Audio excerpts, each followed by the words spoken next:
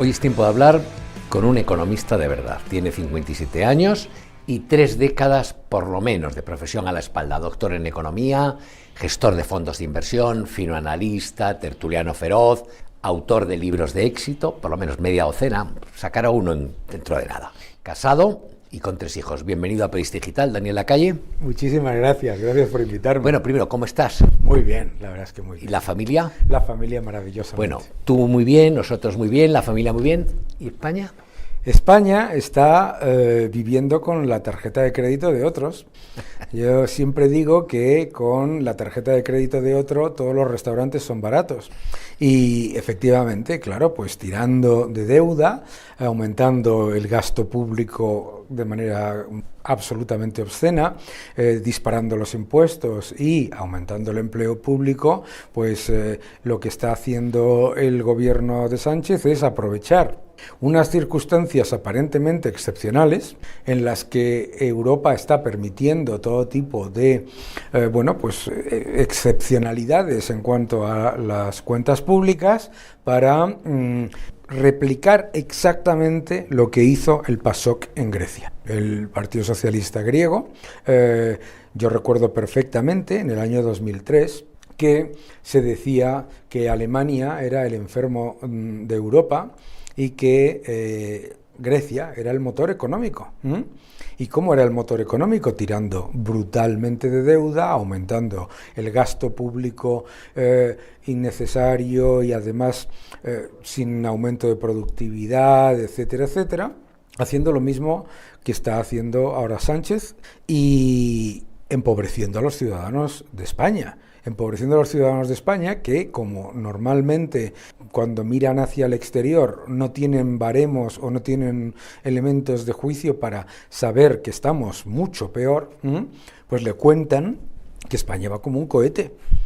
Que España va como un cohete y la gente dirá, bueno, pues si lo dice la televisión o lo dice el gobierno, pues debe ser verdad, debe ser verdad, porque he leído por ahí que hay muchos pobres en Estados Unidos, pero resulta que un pobre en Estados Unidos tiene un salario de $53.000, que es lo que aquí llaman los de los Lamborghini, ¿no? Según datos del INE. O sea que es un empobrecimiento, además profundamente injusto en un gobierno que se dedica a hablar de lo social, porque si lo piensas, España lidera la Unión Europea en el índice de miseria. Lideramos por primera vez la eurozona en tasa de riesgo de pobreza y exclusión. Ha aumentado la pobreza, lo que es la carencia material severa, con todas esas políticas sociales y todo eso. Ha disparado la deuda en 380.000 millones, que significa más impuestos en el futuro, y ha crujido a la clase media a impuestos, mientras les decía que iba a subírselo a eso que llama él los ricos, que cada vez baja más el listón, y claro, pues ya rico es cualquiera, ¿no? He estado repasando tus redes sociales, tu blog y Twitter. Como tienes siempre 2 versiones, una en inglés y una en español, he seguido la en español y te voy a leer algunos de los titulares o de las frases que me han llamado la atención. Escribes, Sánchez encuentra margen para subir la presión fiscal de 60.000 millones. ¿Esto es lo que viene? Claro, lo que ha decidido Sánchez es que hay margen para subir la presión fiscal. Pero claro, la presión fiscal es una ratio recaudatoria. La presión fiscal son ingresos fiscales sobre Producto Interior Bruto nominal, con lo cual tiene el siguiente truco. Yo te subo masivamente los impuestos, pagas muchos más impuestos, aumentan los ingresos fiscales en época de crecimiento, pero como el Producto Interior Bruto lo estoy dopando con deuda y con gasto público y además tengo más inflación, pues resulta que la ratio se modera. Y además, como han revisado retroactivamente el Producto Interior Bruto del pasado y se han encontrado una Murcia de Producto Interior Bruto en el pasado, pues resulta que el denominador lo inflas y te estoy, el señor Sánchez te está crujiendo por los dos lados, por el numerador y por el denominador. Te ha subido los impuestos y además te está robando por el lado de la deuda y por el lado de la inflación. Entonces ha encontrado 60.000 millones para aumentar todavía más los impuestos. Un señor que ha aumentado más de 69 impuestos, que ha subido los impuestos a la clase media negándose a deflactar los impuestos a la inflación, ha subido los impuestos a los ahorros, al ahorro, a los seguros, los impuestos a los vehículos, a los bienes inmuebles, ha subido todos los impuestos y además, con todo eso, deja un déficit estructural de más de 35.000 millones anuales. Eso es una salvajada. Pero yo no noto, quizás porque estoy mucho tiempo en esta historia del periodismo, que al final es un círculo casi cerrado, tratas mucho con políticos, tal, pero al final no te enteras de muchas cosas. Yo no percibo en la calle, en la gente, como agitación, no. La inquietud que debería suscitar una situación económica como esta. Seguimos con un paro enorme, con un paro estructural, bueno, insalvable, con problemas en la vivienda. Yo no noto una intranquilidad ciudadana notable. Es muy típico de sociedades como la española, también ocurría en Grecia, ¿no? Hasta que no salta, no te das cuenta. Los británicos, los irlandeses, los holandeses, están siempre preparándose para lo peor, ¿eh? Nosotros tenemos que recordar que en el año 2008, cuando ya está España en crisis, hasta aproximadamente julio, agosto, no hubo una reacción de la gente. La gente empezó a reaccionar cuando percibió el riesgo de silla, lo que yo llamo el riesgo de silla, que vas a perder tu puesto de trabajo. Entonces, ¿qué es lo que pasa? Resulta que, por un lado, tienes a unos sindicatos que están completamente fuera de lo que es la defensa del trabajador. Por otro lado, tienes un empleo que lo que se está haciendo literalmente es dividirlo y a la vez ese supuesto récord de empleo incluye récord de pluriempleo y muchas menos horas trabajadas por afiliado. Por lo tanto, ¿qué es lo que pasa? Que la gente está en una situación parecida a la de los cangrejos en el agua, ¿no? Va subiendo la temperatura, pero no se dan cuenta de que se les está cociendo. Y la reacción de los ciudadanos en general es extremadamente negativa. Esto lo habrás notado a nivel individual, en conversaciones. Y otra cosa muy importante, cada vez hay más gente que es que no quiere saber. No acude a los medios de comunicación, yo ya no veo la televisión, estoy harto, no quiero saber de esto, o sea, es como a ver si pasa, ¿no? Pero sí que la gente se siente peor. Lo que pasa es que como hay a la vez una máquina de propaganda, que también pasó en el 2007-2008, ¿no? Vamos como un cohete, esto es una maravilla, os quejáis por cualquier cosa, el medio de comunicación favorito del gobierno te dice que si ganas 20.000 euros eres rico, que si ganas 2.000 euros al mes eres una persona privilegiada. Entonces la gente dice, pues seré una persona privilegiada, claro, seré yo los ricos, tal vez, ¿no? Claro, esa bajada constante de lo que es... ¿Pero tú crees que esto terminará estallando, no? Esto termina siempre estallando. La cuestión, siempre se dice eso de que los economistas predecimos 3 de cada 2 crisis, ¿no? Y es verdad, porque estamos encontrando desequilibrios que se van acumulando. Y el riesgo se acumula lentamente. Y siempre bajo la premisa de no ha pasado nada. Hay que ver todo el día hablando de la deuda, si no ha pasado nada, ¿qué más da 35.000 millones de déficit que 40.000? Si la gente no lo nota. Claro, es exactamente igual que hemos vivido en tantas otras ocasiones. Entonces, sabemos que salta. Y nuestra obligación es decirle a la gente mucho cuidado porque esto salta. Después, cuando salta, ¿sabes lo que pasa? Que dirán, no lo predijo nadie, ¿sabes? Esto no lo vio nadie, no lo vio venir nadie, esto, nadie, absolutamente nadie, todo el mundo decía que...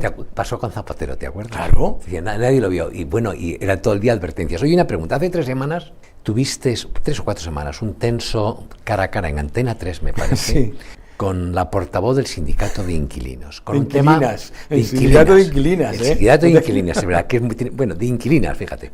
Y que tenía como asunto, lógicamente, la vivienda. Y este fin de semana ha habido una primera manifestación seria con el asunto de la vivienda, y una comparecencia hoy mismo de Sánchez volviendo a prometer esta vez creo que ha sido cientos de millones, la otra vez fueron cientos de miles de viviendas. ¿Cuál es la situación de la vivienda? ¿Qué potencial explosivo tiene la vivienda? ¿Qué soluciones tiene la vivienda? Me refiero tanto a la compra como al alquiler, y hasta qué punto está justificada esta especie de protesta de la gente que no tiene acceso a la vivienda. La situación de la vivienda es mala y va a empeorar notablemente. Porque lo que se ha hecho después de la crisis en España, pasamos de un nivel de construcción de nueva vivienda muy significativo a reducirlo a la mínima expresión. Y ahora el nivel de construcción con respecto a las nuevas unidades familiares que se generan, las nuevas familias, es bajísimo, no solamente bajísimo, sino que es paupérrimo. Por lo tanto, por un lado, se está ahogando la oferta en cuanto a construcción. Segundo, en España tenemos un mercado de inmobiliario y de construcción completamente intervenido. El suelo está total y absolutamente intervenido. Y tienes una enorme parte del suelo que está considerado como no urbanizable, cuando ni siquiera se considera un supuesto espacio protegido, cuando ni siquiera es un parque natural o algo así, sino que tenemos el equivalente camino al sur, camino al Alcorcón en Madrid, el equivalente al espacio de Manhattan que en un erial completo. Entonces no se construye, se ahoga la oferta y además se desprotege a los propietarios, con la excusa de aparentemente proteger a los inquilinos. Pero la peor manera de proteger a los inquilinos es desproteger a los propietarios, porque se ahoga también la oferta de alquiler. Ha caído, creo que es más de un 30% la oferta de alquiler. Entonces, lo que está ocurriendo... Pero perdóname, cae la oferta de alquiler porque hay una inseguridad total. Por eso, claro. La simple posibilidad de que del inquiocupa, claro, que un tipo que entra normal, un ejecutivo de un banco que se mete en tu piso y de repente decide al mes 4 no pagar, es aterradora, claro, y se produce. Claro. O la del caradura, que simplemente porque está en el grupo de los protegidos, se te queda 3 años en el piso. Hombre, 3 años o 5. O 5, sí, eso es aterrador. E incluso lo subcontrata. Sí, pero por eso, perdona que te haya interrumpido, sigue con el tema. Tú no, entonces, claro, la inseguridad jurídica es un elemento clave. O sea, tú estás destruyendo desde el poder político la validez de un contrato, por cuestiones aparentemente de equidad social, cuando la política social no se tiene que hacer con el balance de los propietarios, ni de las empresas, ni de las familias. Se tiene que hacer, para eso pagamos unos impuestos. Oiga, pues tienen ustedes que ayudar a alguien que esté en una situación difícil, pues denle un dinero para que pague el alquiler, no para que no pague el alquiler, ¿no? Entonces, ¿qué es lo que pasa? Pues lo que pasa es que se ahoga la oferta, se desprotege al propietario, se introduce una inseguridad jurídica absoluta y encima se presentan como la solución. Y te dicen que una ley de vivienda que lo que hace es desproteger todavía más a los propietarios y ahogar todavía más la vivienda va a ser la solución. ¿Y tú crees que esto, vamos a ver, va a ser un tema electoral? Seguro. Seguro. Quizás después de la emigración, quizá el más importante. ¿Cómo tendrían que afrontarlo los partidos de la oposición? ¿Qué propuestas tendría que hacer en este momento, por ejemplo, el PP o Vox, para presentarse como una alternativa real en el tema de la vivienda? ¿Qué tendrían que sugerir a la ciudadanía? Yo creo que lo más importante en vivienda y en todo es no comprar el 50% del mensaje del socialcomunismo, para nada. O sea, lo primero que tienes que decir es que los contratos se cumplen y que la defensa de la propiedad privada es el pilar fundamental para que el acceso a la vivienda sea el máximo posible para la gente, y que la política social la hace el gobierno vía los presupuestos, no los propietarios y no las empresas. Lo segundo es lo contrario a lo que se está repitiendo todos los días en los medios de comunicación, que se dice, no, la culpa es de las grandes empresas y de los grandes fondos de inversión.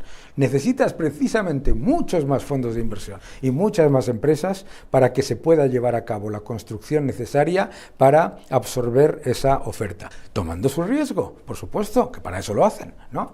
¿Qué es lo que tienen que defender? Tienen que defender que los contratos se cumplen, la desocupación inmediata por ley y con la protección del Estado, por supuesto, y nada de hablar de personas con vulnerabilidad, no sé qué. Si hay personas con vulnerabilidad, les ayuda a usted con todas esas gigantescas partidas que ya existen en el presupuesto para ayudar a las personas, no para destruir la seguridad jurídica. Entonces lo que tiene que hacer es proponer un plan competente y serio de mayor oferta, mayor seguridad jurídica y defensa de los derechos de los propietarios, que con ello es como se defiende los derechos de los... Antes de entrar en temas españoles, que me interesa mucho, porque he leído más cosas en tus redes sobre Koldo, sobre transición energética, sobre varias cosas, pero antes de entrar en eso, como un paréntesis, me interesa mucho tu opinión de las elecciones americanas. Estamos a 20 días de ese... prácticamente a 20 días de ese 5 de noviembre en el que se va a decidir quién es el próximo ocupante de la Casa Blanca. Tú sigues de cerca la política norteamericana, lees en los medios originales, puedes seguir, no tienes que utilizar referencias de segunda mano. ¿Cuál es tu impresión? ¿Cómo están las cosas? ¿Qué puede pasar o qué va a pasar? Bueno, lo primero, yo creo que son unas elecciones en las que hay una enorme división y en la que están muy igualadas las posiciones, pero no tan igualadas como muestran los medios de comunicación en España. Hemos visto cómo las casas de apuestas han subido las expectativas de Donald Trump con respecto a las de Kamala Harris, que se han desplomado. Y se han desplomado, fíjate, justo en una tournée de medios de comunicación afines que ha hecho porque veía, ellos manejan sus encuestas, que son mucho mejores que las que manejan los partidos españoles, porque veía que se desplomaba, Y fíjate que después de ir a The View, que es como un debate de muy súper socialista y muy súper guay, etc., Howard Stern, Stephen Colbert, la CNN y, ¿cuál me he dejado? Y la CNBC, esos 5, después de eso se ha desplomado en las casas de apuestas. ¿Cuál es el problema en Estados Unidos? Pues el problema en Estados Unidos es algo que estamos viendo también parecido, que claro, la gente en Estados Unidos no está dispuesta a comprar la idea de que Kamala Harris es la candidata del cambio cuando lleva 3 años y medio de vicepresidenta, ¿no? Y sobre todo que le pusieron a huevo, como se dice en España, en The View. ¿En qué se diferencia usted del señor Biden? Yo creo que incluso le presentarían la pregunta antes. Y no pudo decir en qué se va a diferenciar sus políticas de las del señor Biden cuando se presenta como la candidata del cambio, ¿no? ¿Del cambio a qué? Ese es el problema por el lado del Partido Demócrata, que han tenido que aceptar una candidata que tenía peor encuesta que Trump, ya como vicepresidenta. Y entonces, a pesar de la maquinaria mediática, muy complicado lo tiene en lo que debería ser aparentemente unas elecciones sencillas, porque la economía va relativamente bien. Que luego podemos entrar, si quieres, en por qué no va tan bien. ¿Qué es lo que está aprovechando Donald Trump? Donald Trump está haciendo una campaña de dejar que se meta goles en propia meta Kamala Harris. Es muy evidente. Yo creo que, si recuerdas la campaña con Hillary Clinton, la campaña está siendo completamente de bajo perfil. De bajo perfil me refiero de generar titulares agresivos, porque está teniendo un éxito en los rallies tremendo. Entonces, ¿cuál es el problema? El problema, en cualquier caso, es que Donald Trump tampoco está presentando un programa que digas: esto es lo que yo quiero para Estados Unidos, ¿sabes? Entonces hay mucha gente en Estados Unidos que dice: yo no quiero más de Biden y Harris, y en estas elecciones se van a decidir por tres cuestiones. La primera va a ser la inflación. Allí podrás decirle a la gente las tonterías de que la culpa de la inflación es de los supermercados y lo que sea. La gente sabe que la culpa de la inflación es del que imprime moneda, etcétera, y tal.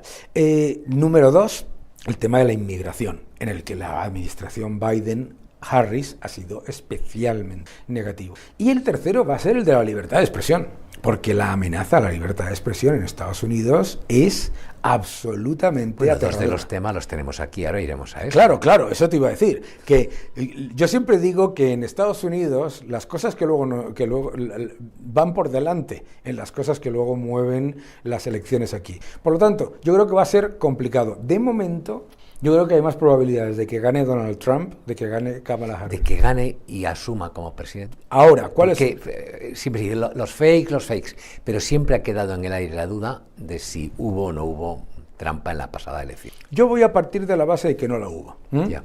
Creo que en las anteriores elecciones, creo que Donald Trump cometió un error en la elección anterior. Joe Biden hizo exactamente lo que está haciendo hoy Donald Trump. Joe Biden simplemente se retiró, se presentó a unas elecciones en las que básicamente dejaba que se metiese goles en propia meta el incumbente. Y yo creo que cometió varios errores, ¿no? Negar la evidencia de una situación complicada en la época del COVID y todo aquello. Pero bueno, yo creo que no partamos de la base de que no ha habido, falsos votos, etcétera, o que fueran irrelevantes. Yo creo que en estas elecciones hay 5 estados de los cuales 3 van a ir republicanos seguro. Estas elecciones las va a decidir un estado probablemente. Vamos a ver. ¿Cuál? Yo creo que va a ser Illinois. Illinois. Sí, veremos. Me puedo equivocar. Es un estado grande. Bueno, dejamos Estados Unidos. Vuelta a España, has citado 2 temas. Es decir, bueno, tenemos los mismos temas al final aquí en España. Va a ser lo mismo. La inmigración va a jugar un papel. La inflación está jugando un papel. Todo está jugando. La libertad de expresión, por lo menos desde mi punto de vista, la va a jugar. Pero vuelvo a lo que tú escribes en tus redes. Decías, la trama Koldo, corrupción institucionalizada. Uno mira a Sánchez y la verdad es que la basura le llega a las cejas. Sí.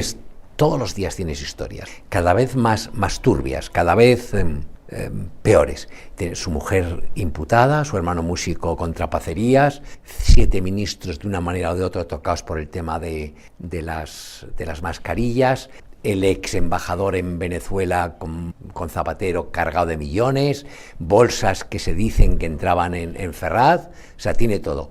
¿Cuál de los temas que hay? Bueno, intentando cambiar el sistema de reparto para que Cataluña sea beneficiada y él pueda seguir. ¿Cuál de todo esto tú crees que le va a afectar más en las próximas elecciones? Yo creo que claramente los favores y los privilegios a los separatistas. ¿Tú crees que sí? Más?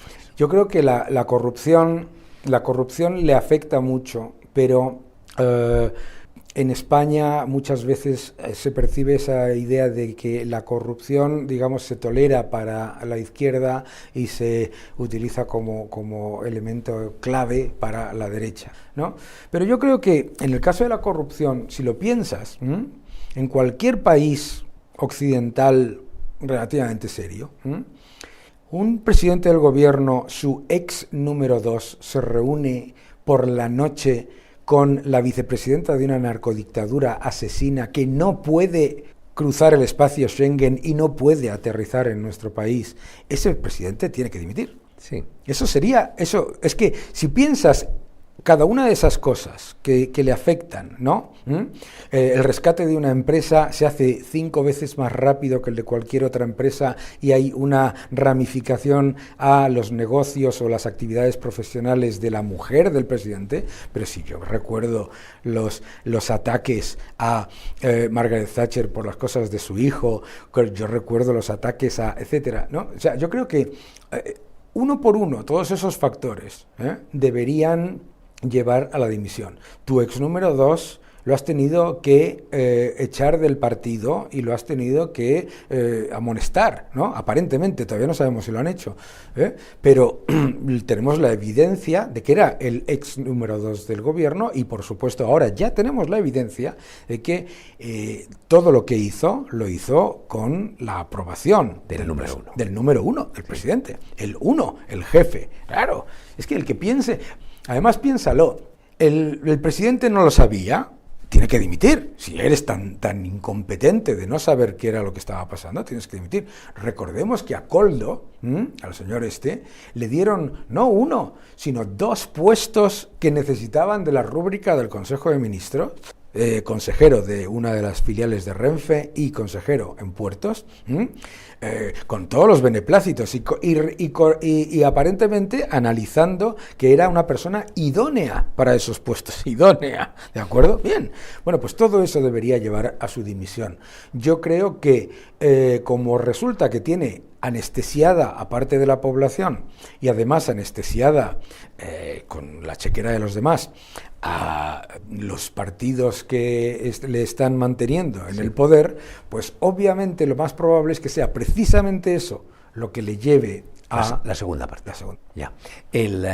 No sé si has, es decir, ha habido yo no sé muy bien, la prensa extranjera tampoco presta una especial atención a España, las cosas como son, igual que no nos la prestan en la Unión Europea y en la prensa norteamericana, país en el que yo viví 2 veces, a veces ni aparecemos, las cosas como son. Aparecen más los deportistas, en mi época era Seve Ballesteros, y un gorila que había en el zoo de Barcelona, que era blanco, copito de nieve, éramos los que más salíamos en la prensa.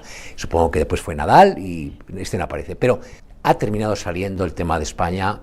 Y tuvimos hace poco un artículo en The Economist devastador. Devastador. Pero eso tiene efecto, por ejemplo, en los mercados. La gente que invierte, los fondos, los grandes fondos, ¿ven este tipo de cosas o no? Lo tenía antes de que saliese el editorial, el artículo de The Economist. La inversión extranjera en España está un 55% por debajo de los niveles de 2018. Ha caído en el 2024 lo que llevamos de año, en el 2023, en el 2022, 2021, en un entorno en el que se supone que somos el cohete, en un entorno en el que además, con las incertidumbres que hay en muchos países latinoamericanos y la crisis económica, incluso política que hay en muchos países latinoamericanos, un montón de esa inversión debería estar llegando a España y en un entorno en el que deberíamos tener el liderazgo en cuanto a inversión extranjera. Claro que afecta,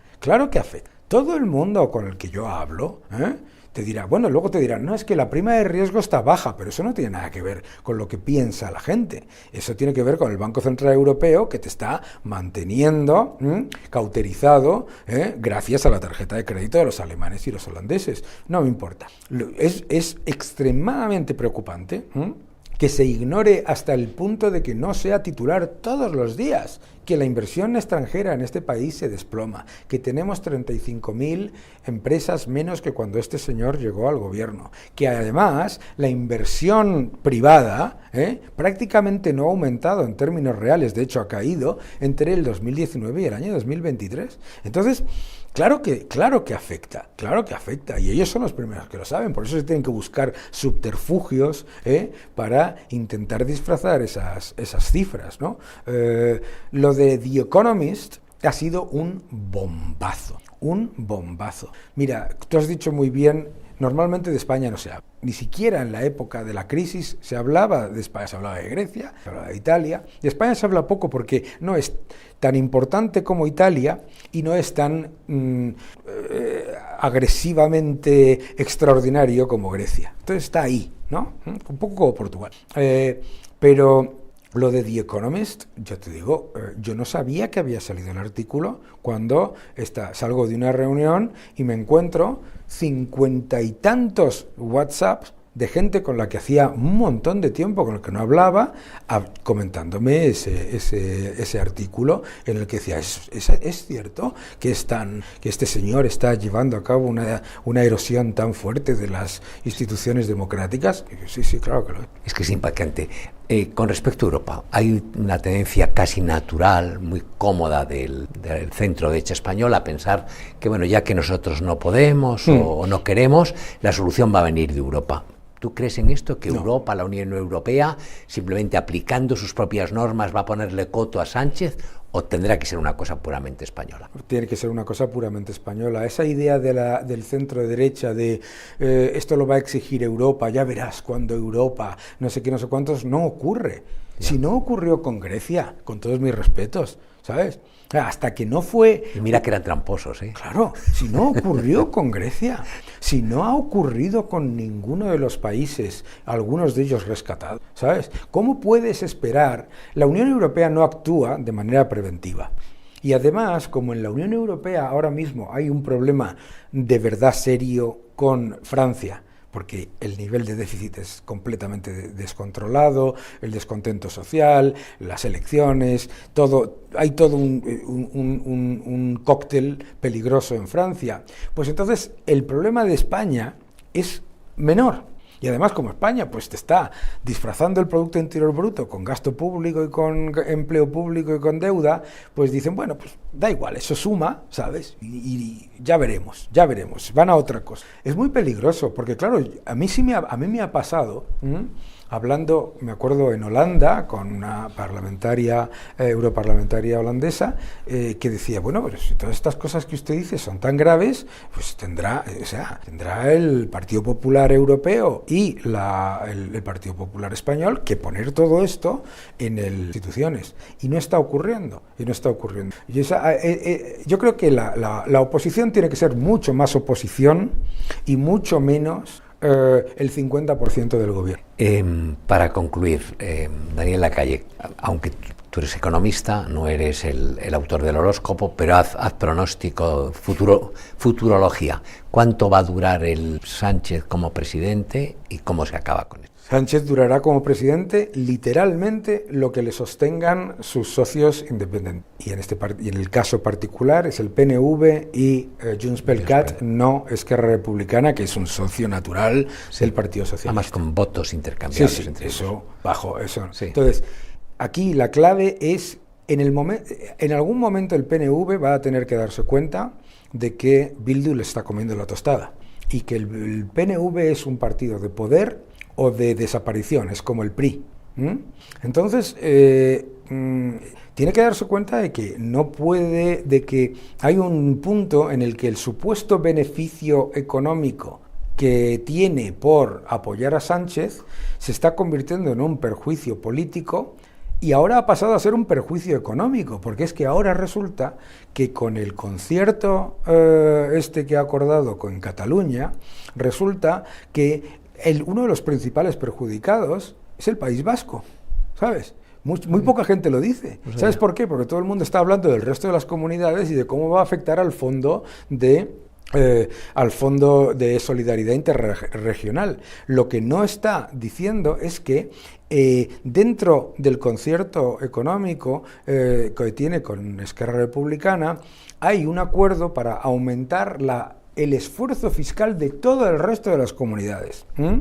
Y en el concierto económico del País Vasco, ellos literalmente, fíjate que tienen la potestad de gestionar sus impuestos, resulta que los elevan al nivel nacional.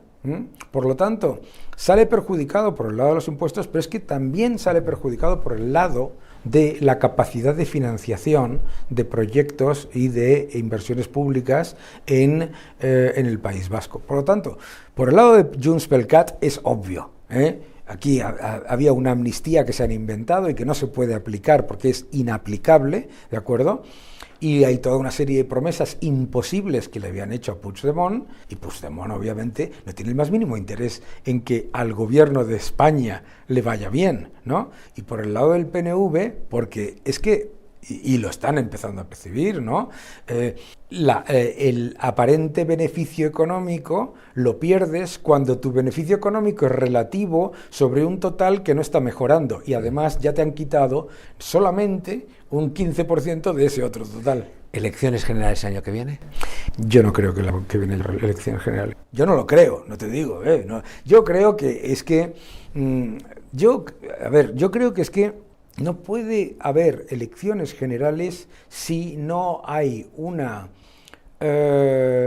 decisión clarísima por parte de la sociedad civil, y cuando a eso me refiero a las grandes empresas, el poder económico, la gente que se dé cuenta de que lo que está pasando en España es extremadamente pernicioso para todos.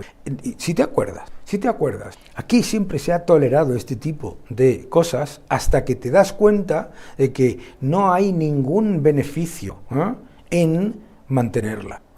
Y las empresas, los partidos tienen que darse cuenta de que este barco se hunde y que reflotarlo va a ser muy difícil. Por lo tanto, como no te pongas en el lado de las lanchas de salvamento, te vas a poner en el lado del capitán. Y el capitán, aunque sea el último, se hunde. Muchas gracias. Muchísimas gracias.